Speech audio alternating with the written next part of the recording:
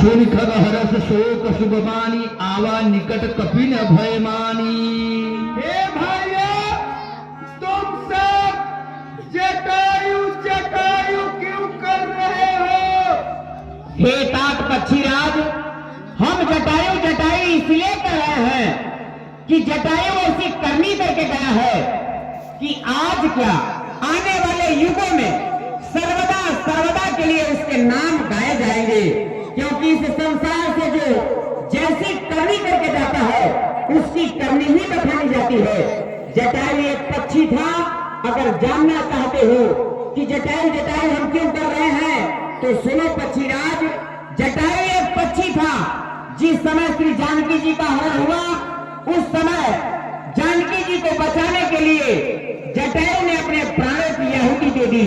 और एक पक्षी तुम हो जो कि प्रभु के दूतों का रक्षा करना चाहते हो, इसलिए हम जटायु की करनी को बखान रहे हैं। धन्य है जटायु, धन्य है।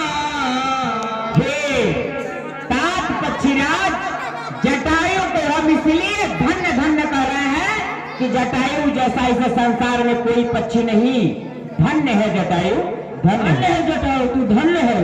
धन्य पक्षीराज जटायु, धन्य है। हे भाई, तुम सब जटायु जटायु क्यों कर रहे हो? क्या हमारा जटायु भाई मर गया है? अरे तो हमने बताया तो अभी कि जटायु प्रभु के कार्य में अपने प्राणों की आहुति दे दी। क्या कहा? हाँ, हमारा जटायु भाई मर गया। एक बात सुनो पक्षीराज, अभी कुछ देर पहले आपने कहा कि मैं सबको खाऊंगा। विधाता ने एक बार में ही हमें हार भेजा है। और जब हम जटायु की करनी को गा चुके तो तुम कहते हो कि जटायु हमारा भाई था। हमें शंका हो रहा है कि कहीं जटायु को अपना भाई बना करके हमसे प्रीति करके उसके बाद तो हमारा भक्षण नहीं करोगे। हमें विश्वास नहीं होता कि जटायु तुम्हारा भाई था। अगर जटायु भाई था तो तुम यहाँ समुद्र के किनारे और जटायु वहां दंडकारण्य में। आखिर इसकी कहानी, इसकी कथा कैसी है कहकर सुनाओ, तब हम मानेंगे कि जटायु तुम्हारा भाई था। हम दो बंधु प्रथमा तरुणाई अब बन गए रवि निकट उड़ा। हे भाइयों, हमारा नाम संपाति है और हमारे भाई का नाम जटायु था। हम दोनों भाइयों में बहुत ही मित्रताई थी। एक दिन की बात है, हम दोनों भाइयों में ऐसा शर्त लगा। वह बोला, है संपाति, आज हम तुम में दोनों में एक शर्त लगेगी। हमने बोला कैसे? बोले, हे संपाति, चलो आज हम सूर्य के तट तक पहुंचेंगे। देखते हैं कौन पहले पहुंचता है सूर्य के पास।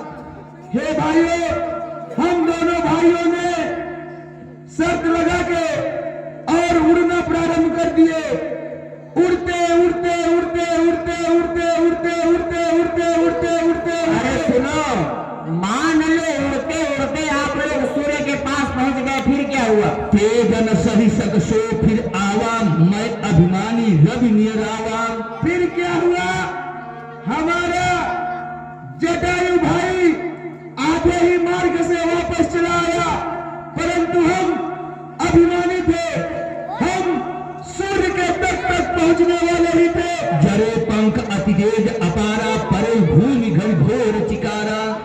हे भाइयों, हम सूर्य के तट तक पहुंचने वाले ही थे, परंतु सूर्य के पास इतना तापमान था कि उसके ताप से हमारे पंख जल गए और फिर मैं वहां से गिरना प्रारंभ कर दिया।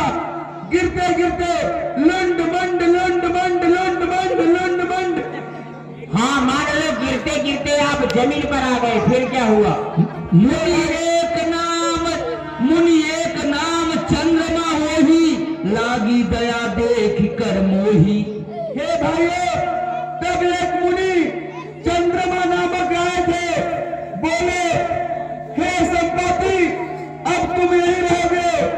अगर मैंने पूछा कि हे गुरुदेव, हमारा उद्धार कैसे होगा? त्रेता ब्रह्मा मनुज तनु भरही, तासु नारी निश्चर पति हरही। बोले, हे संपाति, त्रेता युग में स्वयं राम के कुछ भेजे हुए दूत आएंगे। अगर तुम कुछ उनकी सहायता करोगे तो उनके आशीर्वाद से तुम्हारे पंख उब आएंगे। हे भाइयों, अगर तुम सब में कोई पंडित हो तो हमारा भाई मर गया है, हम अभी जिंदा हैं। हम अपने जीते जी यह चाहते हैं कि अपने भाई का तिलांजलि दिला दे। मोहि लई जाहु सिंधु तट देहु तिलांजलि ताहि, बचन सहाय करबि मैं पैठहु खोजहु जाहि। पैठहु, हाँ, किंतु आपको एक वचन देना होगा। वह कैसा भाई? आपने अभी कुछ देर पहले बोला कि त्रेता युग में मनुष्य रूप में स्वयं नारायण का अवतार होगा, उनके नारी का कोई हरण करेगा निश्चर का पति, और उनकी कुछ सहायता करोगे। जब उनके दूत आएंगे तो तुम्हारे पंख उग आएंगे। तुम्हारे उद्धार का समय आ चुका है। हम सब प्रभु के भेजे दूत ही हैं और श्री जानकी जी की खोज में ही आए हैं, किंतु अभी तक हमने कुछ पता नहीं पाया है। हम तुम्हारे भाई को तिलांजलि दिलवा देंगे, किंतु तुम्हें हमारी एक सहायता करनी होगी। अवश्य भाई, पहले हमारे भाई का तिलांजलि दिला दीजिए। सीता जी का पता बताओगे? जी हाँ। चलो ठीक है, धनवान, इन्हें समुद्र के तट पर ले चलो और इनके भाई को हम तिलांजलि दिलवा देते हैं। लो तात संपाति, हम जो जो बोल रहे